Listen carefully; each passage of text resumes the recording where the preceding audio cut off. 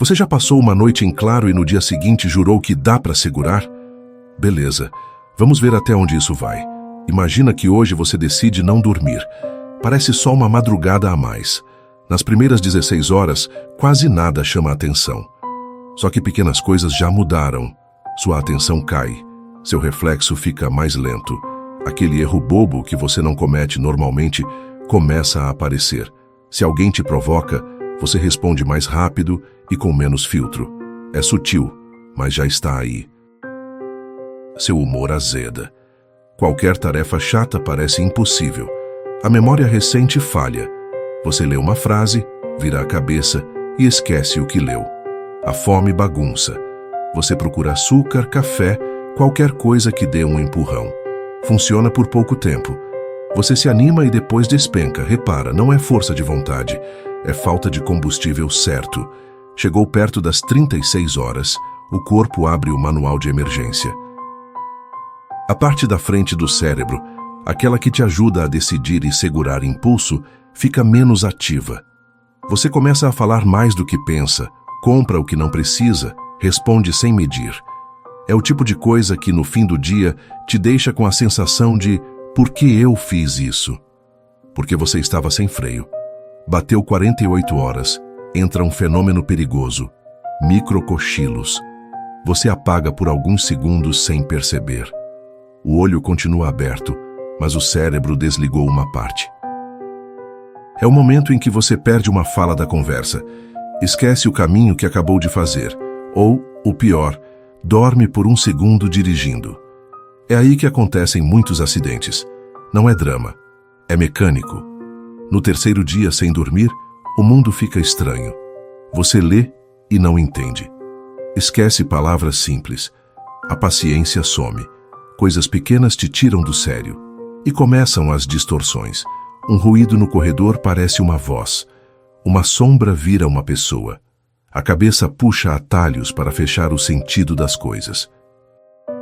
Você enche o tanque de café. O coração acelera, a mão treme, a mente corre, mas o sono continua de pé. Estimulante não vira noite em descanso, só disfarça por horas. Do terceiro para o quarto dia, a criatividade perde foco. Em vez de ideias claras, você tem fios soltos. A conversa sai do assunto. Você tenta explicar e se perde. A noção de tempo deforma.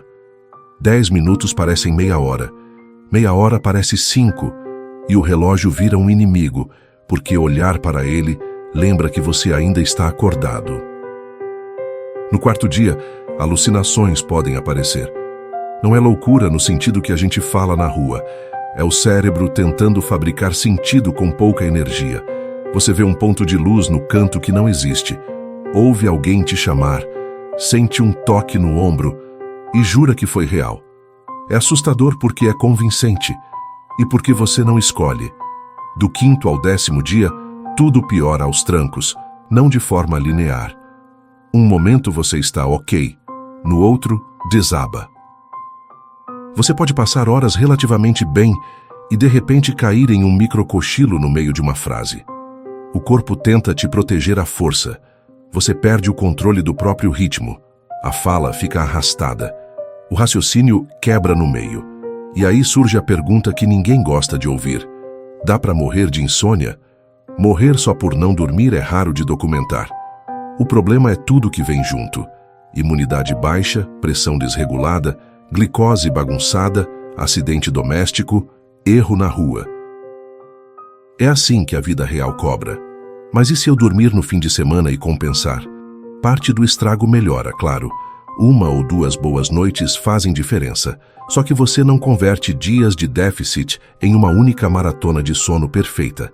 É como tentar beber 3 litros de água de uma vez para compensar uma semana seca. O corpo melhora, mas não funciona por depósito. E café? Café é uma muleta útil, não uma cama. Ajuda na primeira etapa do dia. Atrapalha se você exagera e empurra o sono para mais tarde. E energético. Mesmo jogo, com açúcar no pacote. O pico vem e vai.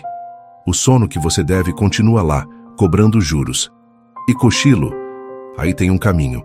Um cochilo curto, de 10 a 20 minutos, pode levantar sua atenção sem te deixar grogue. Mais que isso, você entra em um sono mais profundo e acorda pesado. Se você está com sono atrasado, desligar telas e encurtar luz forte à noite também ajuda. Parece bobo, mas é direto. Escuro, silêncio, horário parecido. É o básico que funciona. Agora a parte que ninguém gosta de admitir. A gente normaliza o cansaço. Vira piada, vira orgulho. A pessoa diz, durmo 4 horas e estou bem. Está nada. Ela só se acostumou a performar pior e achar que é normal. Faz um teste simples amanhã. Pega uma lista curta com coisas que precisam de atenção. Um texto, uma conta, uma conversa importante. E tenta fazer isso depois de 2 boas noites. Compara com um dia de sono picado. Você vai sentir a diferença sem precisar de gráfico. Essa comparação muda hábito. Tá, mas por que exatamente eu preciso dormir? Porque seu cérebro precisa desligar para organizar o dia. Porque seu corpo ajusta hormônios quando você está fora do jogo. Porque memória, atenção e humor dependem desse ciclo. Porque dirigir, trabalhar e cuidar de alguém exige presença.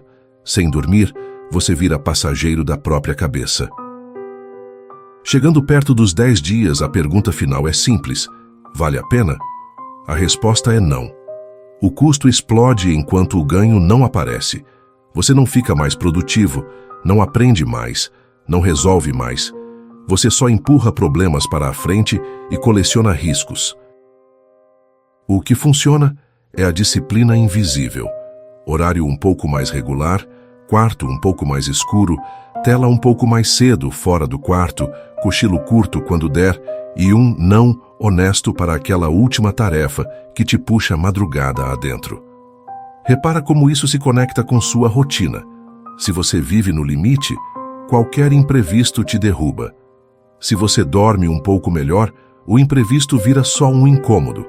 É simples, não é mágico. Hoje à noite faz o teste. Escolhe um horário e fecha para o mundo. Amanhã olha como você pensa, reage e decide. Se mudar, você já sabe a resposta. Isso não é fraqueza, é manutenção básica. E manutenção evita que a sua cabeça puxe o freio de emergência por você no pior momento possível.